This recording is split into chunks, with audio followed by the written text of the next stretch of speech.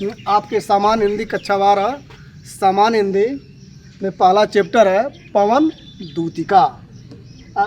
रचना है अयोध्या सिंह उपाध्याय हरियावत की। जो इनकी प्रिय प्रवास रचना है उसी का एक भाग है पवन दूतिका। इस पवन दूतिका जो शीर्षक है, पवन माने वायु, दूत माने संदेश देने वाले। जो राधा के विरह वर्णन का इसमें वर्णन किया गया है। जो राधा है वह पवन को ही दूत बना करके श्री कृष्ण के पास भेजती है। और भेजने के बाद रास्ते में क्या क्या पड़ता है उस सारी चीज़ों का वर्णन कविता के माध्यम से, राधा के माध्यम से अयोध्या सिंह उपाध्याय हरियावत के द्वारा कहा गया है। तो जो राधा है, एक दिन बैठी खिन्ना एक दिवस वे गे में थी अकेली। राजा थी, खिन्ना माने अप्रसन्न मन से, दुखी हो करके, दिवस माने दिन, एक माने एक, गे माने घर, अकेली माने अकेली। राधा जो थी एक दिन अपने घर में खिन्न हो करके अकेली बैठी हुई थी, अर्थात दुखी हो करके अकेली बैठी हुई थी। आके आंसू दृग युगल में थे धरा को भिगोते। दृग माने नेत्र, युगल माने दोनों नेत्र। दोनों नेत्रों से उसके आंसू गिर रहे थे और आंसू गिर करके पृथ्वी को भिगो रहे थे। ये दोनों पंक्ति में हुआ कि एक दिन राधा अप्रसन्न मन से दुखी होकर के अपने घर में अकेली बैठी हुई थी और उसके दोनों नेत्रों से आंसू गिर रहे थे और पृथ्वी को भिगो रहे थे। आई धीरे इस सदन में पुष्प सदगंध को ले। जिस घर में राधा अकेली दुखी होकर के बैठी हुई थी उसी घर में धीरे से, सदन माने घर, धीरे से पुष्प माने फूल, सदगंध माने सुगंध, फूलों के सुगंधों को ले करके, फूलों के सुगंधों को ले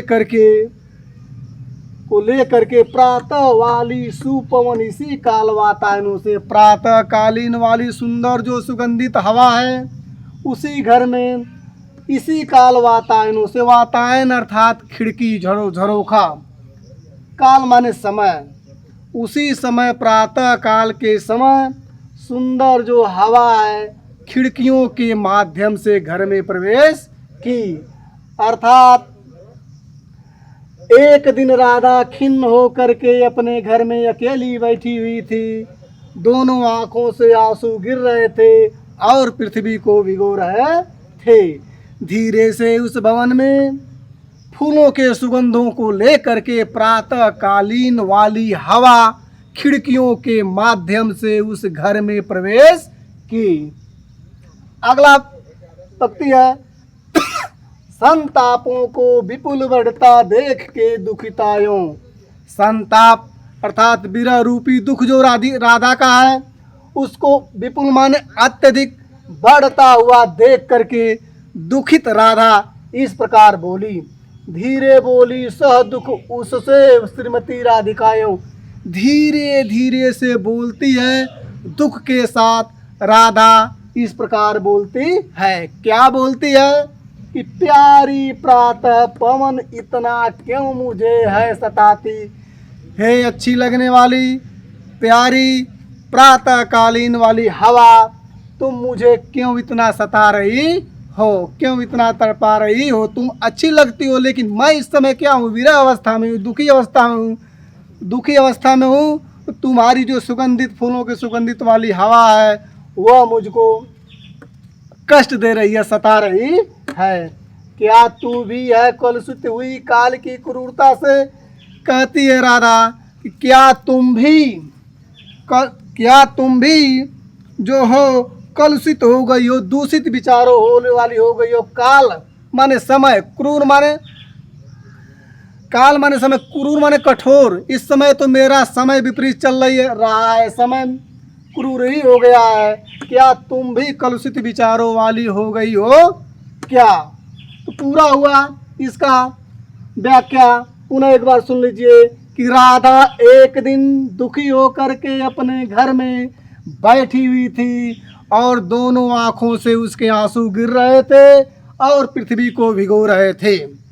फूलों के सुगंधों को लेकर के प्रातःकालीन वाली जो हवा है उसी घर में प्रवेश की खिड़कियों के माध्यम से, जिसमें राधा दुखी होकर के अकेली बैठी हुई थी। फूल अत्यधिक अपने विराताप को बढ़ता हुआ देख करके राधा दुखित होकर के धीरे से दुख के साथ राधा बोलती है कि हे प्रातःकालीन वाली पवन अच्छी लगने वाली, तुम मुझे क्यों इतना सता रही हो? क्या तुम भी कलुषित विचारों वाली हो गई हो? जो इस समय तो मेरा विपरीत चल ही रहा है, क्या तुम भी उससे विपरीत हो गई हो क्या? अब इसका हो गया अगला भाग अगले क्लास में बताया जाएगा। तो पहले भाग में आपको बताया गया कि राधा खिन्न होकर के दुखी होकर के एक दिन अपने घर में बैठी हुई थी और उसी समय प्रातःकालीन वाली जो हवा है सुगंधित फूलों के सुगंधों को लेकर के उस घर में प्रवेश करके आती है और वह दुखी हो जाती है। तो इस भाग में है कि मेरे प्यारे नव जलस से कंज से नेत्र वाले, जाके आए न मधुबन से अव न भेजा संदेशा, मैं रो रो के प्रिय विरह से बावली हो रही हूँ, जाके मेरी सब दुख कथा श्याम को तू सुना दे। राधा कहती है, किससे कहती है? अर्थात पवन को दूत बनाई हुई है, उसी पवन से कहती है राधा कि हे पवन, मेरे प्रियतम जो श्री कृष्ण हैं, प्यारे नव माने नया नवीन, अर्थात मेरा ही नाम है नवीन, नव जलद बादल से कंज कमल से नेत्र वाले, मेरे प्रिय लगने वाले नए बादल के समान सांवले रंग के श्री कृष्ण कमल के समान नेत्रों वाले हैं, कमल के समान नेत्रों वाले हैं। वे जाके आए न मधुबन से और न भेजा संदेशा, इस ब्रजमंडल से मधुबन को चले गए कुछ कार्य बता करके। वहाँ जाने के बाद मधुबन से यहाँ लौट करके आए भी नहीं, और आए तो नहीं और कोई संदेशा भी नहीं भिजवाया। जा करके यहाँ से ब्रजमंडल से मधुबन गए और कोई संदेशा भी वे भिजवाए नहीं। मैं रो रो के प्रिय विरह से बावली हो रही हूँ, मेरे जो प्रियतम श्री कृष्ण हैं उनके विरह में व्याकुल हो करके मैं रो रो करके, बावली माने पागल, जैसे पागल व्यक्ति मानसिक विकृत हो जाता है, वैसे ही राधा कहती है कि मैं उनके विरह में पागल सी हो गई हूँ, पागल सी रो रो करके हो गई हूँ, क्योंकि जाके मेरी सब दुख कथा श्याम को तू सुना दे। राधा कहती है पवन से कि हे पवन, मेरी विरह वेदना का जो दुख है, मैं रो रो करके पागल सी हो गई हूँ, मेरी जो दुख की कहानी है, कथा माने कहानी, सब तुम जा करके श्री कृष्ण को सुना दो। पुनः एक बार देखिए कि मेरे जो प्रियतम श्री कृष्ण हैं, बादल के समान सांवले और कमल के समान नेत्रों वाले हैं। यहाँ ब्रज से चले गए मधुबन और जा करके कोई संदेशा भी नहीं भिजवाए। संदेशा न आने के कारण और उनके न आने के कारण मैं उनके विरह में रो रो करके पागल सी हो गई हूँ। हे पवन, तू जा करके मेरी यह दुख की सारी जो कहानी है तुम श्याम अर्थात श्री कृष्ण को सुना देना कि राधा की इस प्रकार स्थिति है। अगले वीडियो में जो राधा है उस पवन को बतलाती है कि कैसे जाना, क्या क्या सुंदर दृश्य मिलेंगे, क्या करना, सारा उस पवन को रास्ता भी बताती है। कहती क्या है राधा, ज्यों ही मेरा भवन तज तू अल्प आगे बढ़ेगी। राधा कहती है कि जैसे ही मेरे इस भवन को तज करके जिस घर में मैं रहती हूँ छोड़ करके थोड़ा सा आगे बढ़ोगी, वैसे ही तुमको शोभा वाली सुखद कितनी मंजू कुंजे मिलेंगी। शोभा अर्थात सुंदर दिखने वाली, सुख प्रदान करने वाली, अर्थात मंजू माने सुंदर, कुंजे माने झाड़ियों से घिरा हुआ, झाड़ियों से घिरा हुआ सुंदर कुंज लताएं मिलेंगी। राधा क्या कहती है कि जैसे ही मेरे भवन को छोड़ करके आगे बढ़ोगी, वैसे ही सुंदर दिखने वाली कुंज लताएं जो झाड़ियों से घिरी हुई हैं वह तुमको मिलेंगी और सुख प्रदान करेंगी। प्यारी छाया मृदुल स्वर से मोह लेंगी तुझे। वे जो कुंज लताएं मिलेंगी, उनकी जो अच्छी लगने वाली छाया है, कोमल स्वर, मृदुल माने कोमल, कोमल जो मधुर स्वर है, उसके द्वारा वह तुमको मोह लेंगी, अर्थात अपने तरफ आकर्षित कर लेंगी। राधा पवन को संदेश बता रही है कि तुमको वह क्या करेंगी, मोह लेंगी, लेकिन उनके मोह फांस में तुम फंसना मत। क्या करना, तो भी मेरा दुख लख वहाँ जान विश्राम लेना।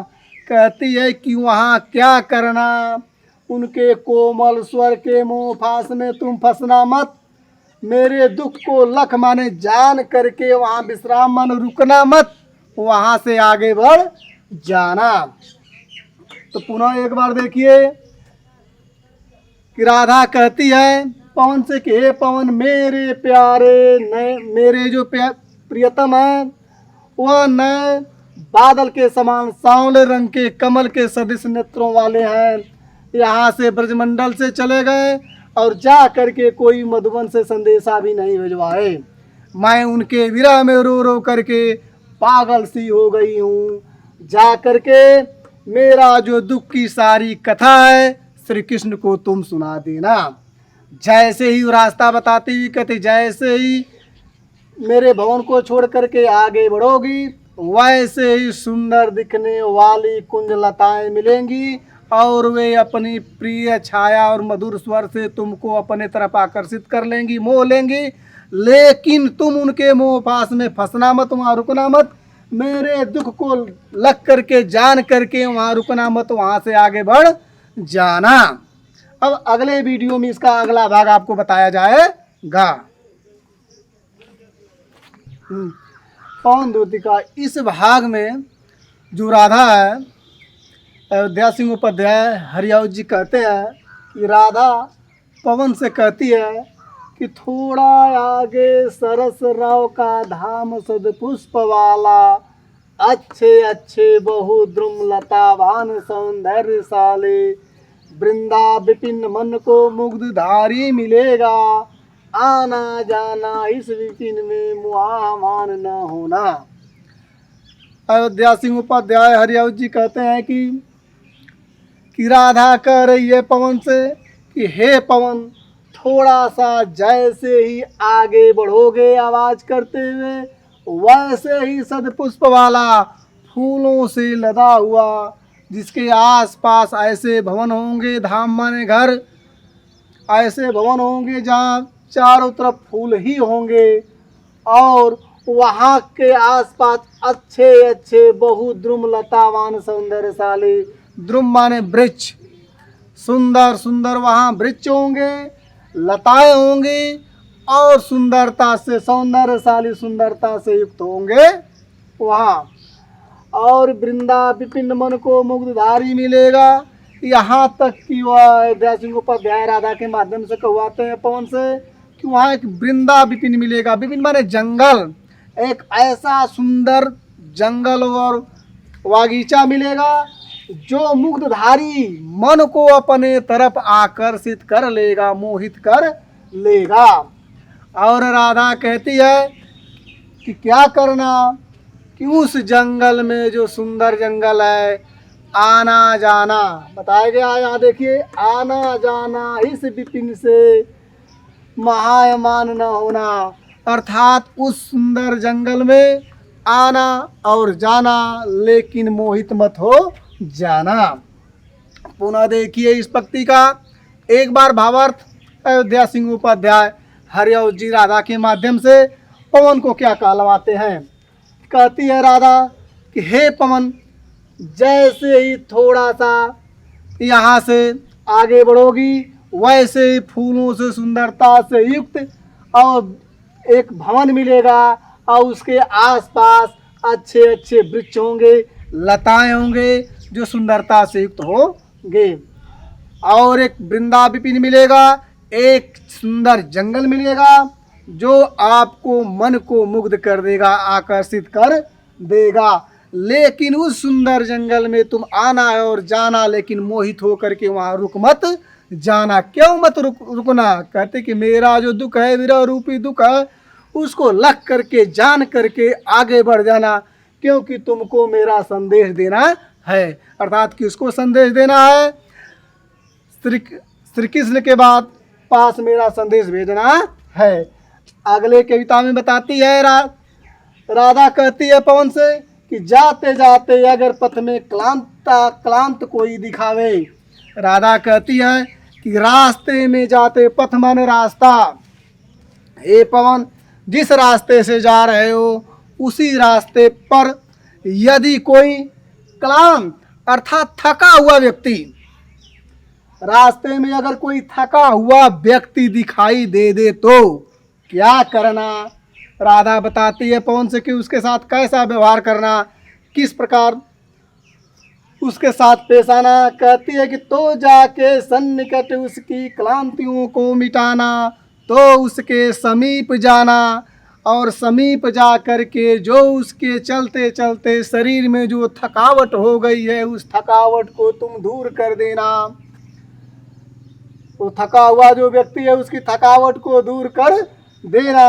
और क्या करना? धीरे धीरे परस करके गात उत्ताप खोना। गात अर्थात शरीर, उत्ताप अर्थात गर्मी, परस अर्थात स्पर्श करके जो उस थके हुए व्यक्ति के शरीर में जो गर्मी है उसको तुम उसके शरीर के साथ स्पर्श करके उसकी थकावट को ही तुम दूर कर देना। राधा क्या कहती है पवन से कि हे पवन, जो थका हुआ यदि व्यक्ति दिखाई दे रहा है तो उसके समीप जाना, समीप जा कर के उसकी थकावट को दूर कर देना। यदि जरा सा भी उसके शरीर में कोई गर्मी है तो उस गर्मी को भी उसके स्पर्श करके उस व्यक्ति को उसकी थकावट को ही दूर कर देना, उसकी गर्मी को भी समाप्त कर देना। सदगंधों से श्रमित जन को हर्षित सा बनाना। सदगंधों मतलब सुगंधित फूलों के सुगंधित से युक्त हवा के द्वारा वह थका हुआ जो व्यक्ति है, जन माने व्यक्ति, लोग, उसको थके हुए व्यक्ति को तुम प्रफुल्लित कर देना। हर्षित माने खुश कर देना, प्रसन्न कर देना। पुनः एक बार देखिए शुरू से कि राधा पवन से कहती है कि थोड़ा सा जैसे ही आगे बढ़ोगी वैसे ही फूलों से लदा हुआ सुंदर घर मिलेगा और अच्छे अच्छे वहाँ वृक्ष मिलेंगे और सुंदरता से युक्त होंगे। एक अच्छा सुंदर जंगल मिलेगा जो आपके मन को मोह लेगा। लेकिन आना जाना, लेकिन उसमें मोहित हो करके रुक मत जाना, मेरे दुख को लग करके आगे बढ़ जाना। यदि रास्ते में कोई थका हुआ व्यक्ति दिखाई दे तो जा करके उसके समीप उसकी थकावट को ही दूर कर देना और धीरे धीरे स्पर्श करके उसके शरीर में जरा सी भी यदि गर्मी हो तो उसको समाप्त कर देना और फूलों के सुगंधों से युक्त हो करके उस थके हुए व्यक्ति को प्रफुल्लित कर देना। अब अगले वीडियो में अगला भाग बताया जाएगा। इसमें जो है अयोध्या सिंह उपाध्याय हरियाद राधा के माध्यम से कहते हैं पवन को दूत बना करके कि राधा कहती है पवन से कि हे पवन, लज्जाशीला पथिक महिला जो कहीं दृष्टि आए, होने देना विकृत वसना न तू सुंदरी को, जो थोड़ी भी श्रमित हुआ हो गोद ले श्रांति खोना, ओठों की और कमल मुख की मलानताएं मिटाना।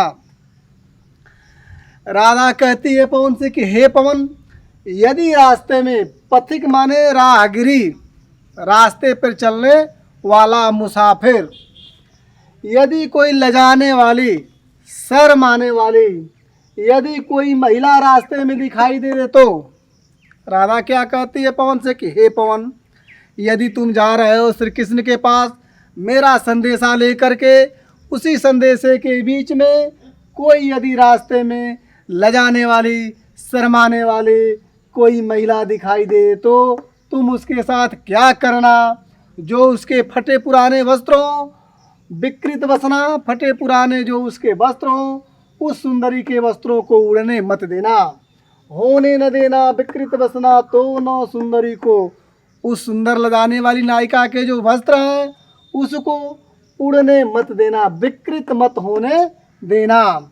और क्या कहती है राधा पवन से कि हे पवन, यदि वह लगाने वाली, शर्माने वाली जो महिला है थोड़ी सी भी श्रमित वह हो, यदि थोड़ी सी भी चलते चलते या वह थकी हुई हो तो, ये थोड़ी सी भी चलते चलते वह उसमें थकावट हो, थकी हुई हो तो गोद ले श्रांति खोना, वहाँ तुम क्या करना, रुक जाना और अपने गोद में ले करके उस लगाने वाली नायिका की जो थकावट है उसको दूर कर देना, दूर कर देना। ओठों की और कमल मुख की मलानताएं मिटाना, जो उसके अधर है, कमल के समान जो उसके मुख है, चलते चलते यदि उसमें जरा सी भी मुरझाहट हो तो उसको तुम क्या करना, दूर कर देना, मलिनता को मिटा देना।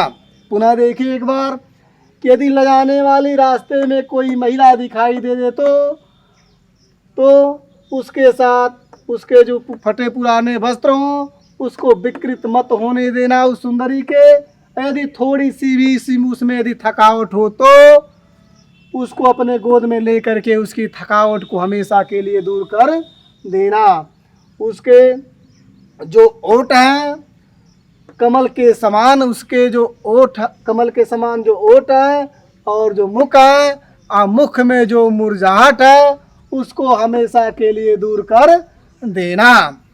अगली कविता है, राधा इसमें भी कहती है पवन से कि हे पवन, तुम क्या करना, यदि रास्ते में जाते जाते कोई क्लांता कृषक ललना खेत में जो दिखावे, धीरे धीरे परस उसकी क्लांतियों को मिटाना। जाता कोई जलद यदि हो व्योम में तो उसे ला, छाया द्वारा सुखित करना तप्त भूतांगना को। राधा कहती है कि कोई क्लांता कृषक ललना खेत में जो दिखावे, ललना मने तो आम जनमानस में पुत्र ही माना जाता है, लेकिन इस कविता में ललना का अर्थ भावार्थ के अनुसार निकल रहा है कि किसान की स्त्री। क्लांता माने थकी हुई, यदि थकी हुई कोई किसान की स्त्री खेत में दिखाई दे तो, यदि कोई थकी हुई किसान की स्त्री खेत में दिखाई दे तो क्या करना, तुम उसके साथ धीरे धीरे परस उसकी क्लांतियों को मिटाना। परस माने स्पर्श करके, यदि वह नायिका थकी हुई हो तो धीरे धीरे उसके पास जाना और उस नायिका को स्पर्श करके उसकी थकावट को तुम दूर कर देना, मिटा देना अर्थात समाप्त कर देना। जाता कोई जलद यदि हो व्योम में तो उसे ला, यदि उसी रास्ते से आकाश मंडल में कोई व्योम माने आकाश में जलद अर्थात बादल जाता हुआ दिखाई दे तो क्या करना, उसको उसी किसान की जो स्त्री है उसी के समीप ला देना, छाया द्वारा सुखित करना तप्त भूतांगना को, और उस बादल को उस नायिका के समीप ला देना, उसके सर के ऊपर ला करके उसको बादल को स्थिर कर देना। और भूतांगना अर्थात गर्मी से जो सताई गई स्त्री है उसको उस बादल के छाया के द्वारा सुख प्रदान कर देना। पुनः एक बार देखिए इसको, राधा कहती है कि यदि किसान की स्त्री थकी हुई खेत में दिखाई दे तो धीरे धीरे उसको स्पर्श करके उसकी थकावट को दूर कर देना। यदि उसी रास्ते में जाता हुआ कोई आकाश मार्ग में बादल दिखाई दे तो उसको उस किसान के स्त्री के सर के ऊपर ला करके उस बादल को स्थिर कर देना और उस बादल के छाया के द्वारा गर्मी से सताई गई जो किसान की स्त्री है उसकी थकावट को और गर्मी को हमेशा के लिए दूर कर देना। अगले भाग में अगला बताया जाएगा कविता।